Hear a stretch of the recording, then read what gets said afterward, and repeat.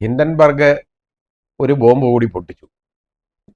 അവർ മുമ്പ് അദാനിയുടെ കള്ളത്തരവും പൊള്ളത്തരവും വെളിവാക്കിയതുപോലെ തന്നെ ഇപ്പോൾ സെബിയുടെ ചെയർമാൻ ആയിട്ടുള്ള ഭവാനിപുരി ബുച്ച് അവർക്കും അവരുടെ ഭർത്താവിനും, ആ സ്ത്രീക്കും അവരുടെ ഭർത്താവിനും മൗറീഷ്യസിലും ഒക്കെ ഉള്ള ചില കടലാസ് കമ്പനികളിൽ വലിയ ഓഹരി പങ്കാളിത്തം ഉള്ളതായിട്ടും അത് പെരുപ്പിച്ച് കാണിച്ചിട്ട് ഇവിടെ അതിൻ്റെ ഓഹരിയുടെ വില കൂട്ടുന്നതായിട്ടും ഉള്ള ആരോപണം അവർ പുറപ്പെടുവിച്ചു.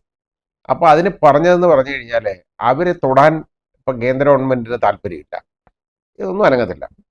ഹിൻഡൻബർഗ് എന്ന് പറയുന്ന ഒരു വലിയ കുഴപ്പക്കാരാണെന്ന് പറഞ്ഞുകൊണ്ടിരിക്കുക. ആരായാലും സത്യം വിളിച്ച് പറഞ്ഞാൽ അത് പരിശോധിക്കണ്ടേ, അത് അന്വേഷിക്കണം എന്നുള്ളതാണ് പാർലമെന്റിൽ നിർബന്ധമായിട്ട്, അതായത് ശ്രീ രാഹുൽ ഗാന്ധിയുടെ നേതൃത്വത്തിൽ അതിനെതിരെ ആഞ്ഞടിച്ചതാണ്. അതായത് ഈ ശ്രീമതി മാധബി രാജിവെക്കണമെന്നും അതേപോലെ തന്നെ ഇതിനെക്കുറിച്ച് ശരിയായിട്ട് അന്വേഷണം, ജോയിന്റ് പാർലമെന്ററി കമ്മിറ്റി അന്വേഷിക്കണമെന്നും ഒക്കെ ഉള്ള ഒരു അഭിപ്രായം നമ്മുടെ പാർലമെന്റിൽ വരികയുണ്ടായി. അതിനുവേണ്ടി കോൺഗ്രസ് അതിൽ ആഞ്ഞടിക്കുകയും ചെയ്തു.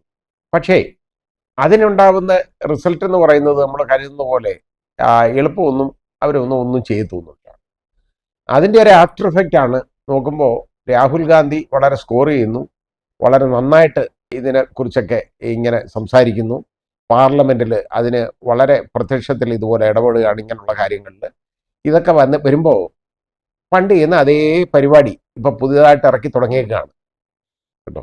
ED അഴിച്ചുവിടുക, അതായത് ED അങ്ങോട്ട് അഴിച്ചുവിടുക എന്ന് പറഞ്ഞു കഴിഞ്ഞാൽ ED, അതായത് നാഷണൽ ഹെറാൾഡ് കേസ് പണ്ട് ED അന്വേഷിച്ചുകൊണ്ടിരുന്നതാണ്. അത് 2022 ശ്രീ രാഹുൽ ഗാന്ധിയും ശ്രീമതി സോണിയ ഗാന്ധിയും ഏതാണ്ട് 40 മണിക്കൂറോളം ഇവർ തുടർച്ചയായിട്ട് ചോദ്യം ചെയ്തതാണ് ED. ഇനി അതിൻ്റെ ആവശ്യമൊന്നുമില്ല ചോദ്യം ചെയ്യലില്ല. പക്ഷേ ഇനിയിപ്പോൾ രണ്ടാം തവണ വീണ്ടും ചോദ്യം ചെയ്യാൻ പോവാം. കാര്യം എന്താ? ഇത് രാഹുൽ ഗാന്ധിയുടെ വായടയ്ക്കും. രാഹുൽ ഗാന്ധി സംസാരിച്ചുകൊണ്ടിരിക്കുന്നു, നരേന്ദ്രമോദി അസ്വസ്ഥനാകുന്നു, സംശയമൊന്നുമില്ല.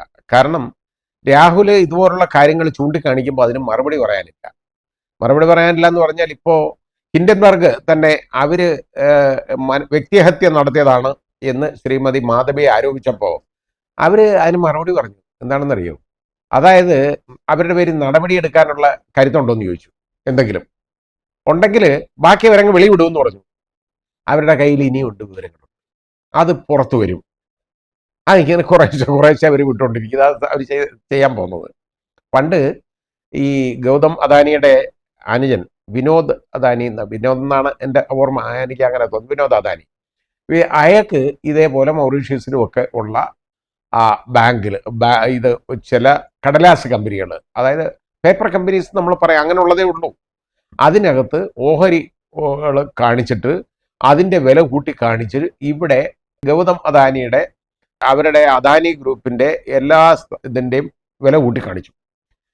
ഓഹരി അതിൽ അങ്ങനെ പെരുപ്പിച്ച് കാണിച്ചു.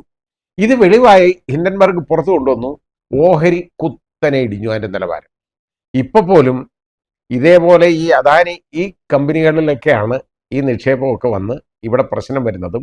അതുകൊണ്ട് തന്നെ നമ്മൾ നോക്കുമ്പോൾ സെൻസെക്സ് നോക്കിക്കഴിഞ്ഞാൽ അദാനിയുടെ ഗ്രൂപ്പിൻ്റെത് മിക്ക ഓഹരികളുടെയും വില കുത്തനെ ഇടിഞ്ഞു. ഇപ്പോൾ ഇന്നലെ അത് കമ്പോളത്തിൽ ഉണ്ടായി.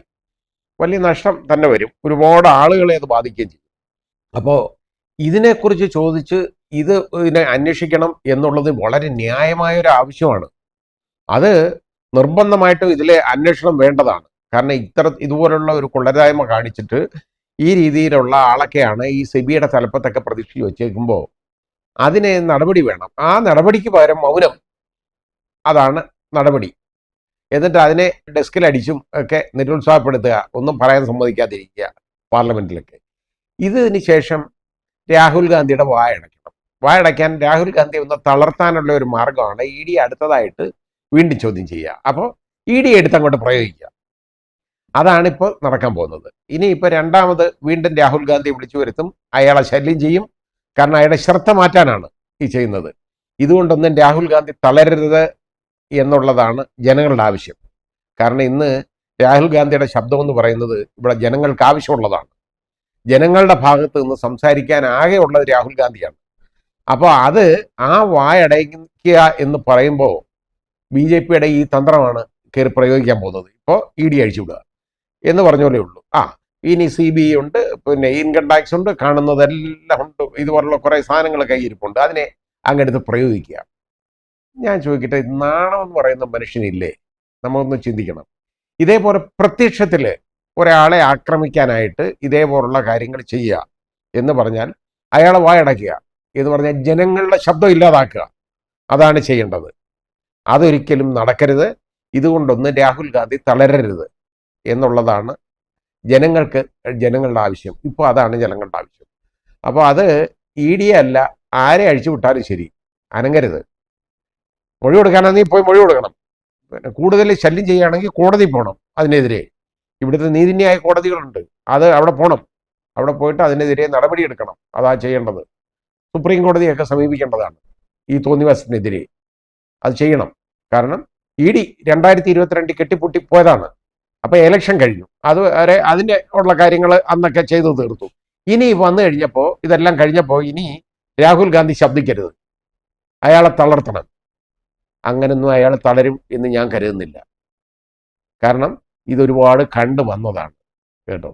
ഈ തീയിൽ കുരുത്തത് വെയിലത്ത് വാടത്തില്ല എന്ന് നമ്മൾ പറഞ്ഞു കേട്ടില്ലേ എന്ന് പറഞ്ഞ പോലെ ഉള്ളൂ. അങ്ങനെയാണ് രാഹുൽ ഗാന്ധി. അതെല്ലാം ആ പരീക്ഷണങ്ങളെല്ലാം കഴിഞ്ഞു വന്നതാണ്. ഇനി കുഴപ്പം വരില്ല എന്ന് നമുക്ക് വിശ്വസിക്കാം.